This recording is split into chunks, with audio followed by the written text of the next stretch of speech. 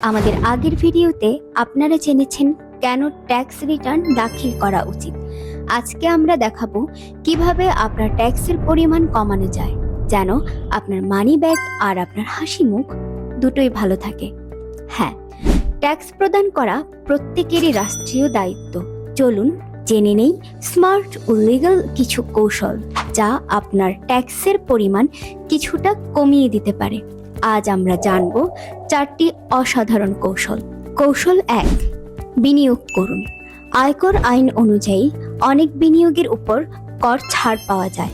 সবচেয়ে প্রচলিত 5টি বিনিয়োগ খাত হল জীবন বীমা, ডিপিএস, সরকারি সঞ্চয়পত্র, প্রভিডেন্ট ফান্ড, শেয়ার ও ট্রেজারি বন্ড। এই সব খাতে বিনিয়োগ করলে শুধু ট্যাক্স কমবে না, আপনার পকেটও ভারী হবে। বাস্তব জীবনে অনেকেই এই বিনিয়োগের সুযোগ নিয়ে কর বাঁচানোর পাশাপাশি নিজেদের আর্থিক নিরাপত্তাও নিশ্চিত করেছেন।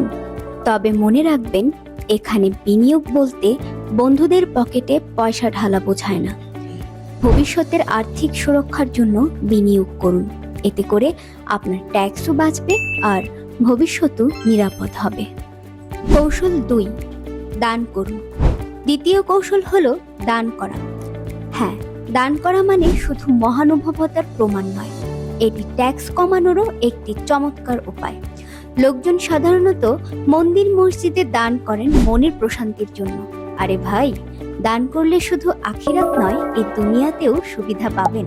সামাজিক কল্যাণমূলক সংস্থায় দান করলে সেটার উপর কর ছাড় পাওয়া যায়। খেয়াল রাখবেন, আপনি যে খাতে দান করছেন তা যেন অবশ্যই জাতীয় রাজস্ব বোর্ড কর্তৃক অনুমোদিত হয়, নইলে কর ছাড় পাবেন না। তাই দান করার ক্ষেত্রে খেয়াল রাখুন তা যেন সঠিক খাতে হয়। তৃতীয় কৌশল হলো কর ছাড়ের সুবিধা। হ্যাঁ, কর ছাড়ের সুবিধা নেই। অনেকেই জানেন না, স্বাস্থ্য বীমা, শিক্ষা খরচ কিংবা কিছু বিশেষ খরচের উপর কর রেয়াত পাওয়া যায়। তাই ট্যাক্স রিটার্ন দাখিলের সময় আপনার সব খরচ ঠিকঠাক উল্লেখ করতে ভুলবেন না, যেন সরকার বুঝতে পারে, ওহ, এ বেচারা যথেষ্ট খরচ করেছে। তাই খরচের তালিকা করুন এবং কর রেয়াতের সুবিধা নিন। কৌশল 4, বাড়তি আয়ের উৎসের পরিকল্পনা করুন। যদি আপনার বাড়তি আয় থাকে, যেমন বাড়ি ভাড়া থেকে আয়, কৃষিখাত থেকে আয় কিংবা ফ্রিল্যান্সিং ইনকাম, তাহলে এসব আয়ের জন্য আপনি কর রেয়াত পেতে পারেন।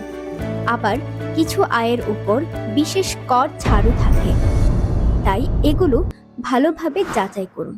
আজ আমরা শিখলাম কিভাবে সহজ কিছু কৌশল ব্যবহার করে আয়করের বোঝা কমানো যায়। এমন আরও কিছু কৌশল জানতে আমাদের banglaTuts.com ওয়েবসাইটে গিয়ে ট্যাক্স রিটার্নের অদ্যপান্ত কোর্সটি দেখুন।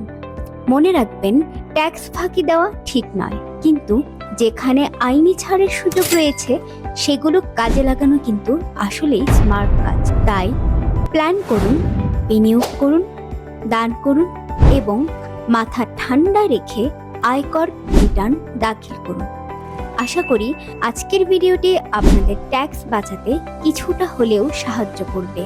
যদি ভালো লেগে থাকে তাহলে লাইক দিন, শেয়ার করুন আর আরও জানতে আমাদের বাংলা টিউটস চ্যানেলটি সাবস্ক্রাইব করুন। দেখা হবে পরের ভিডিওতে।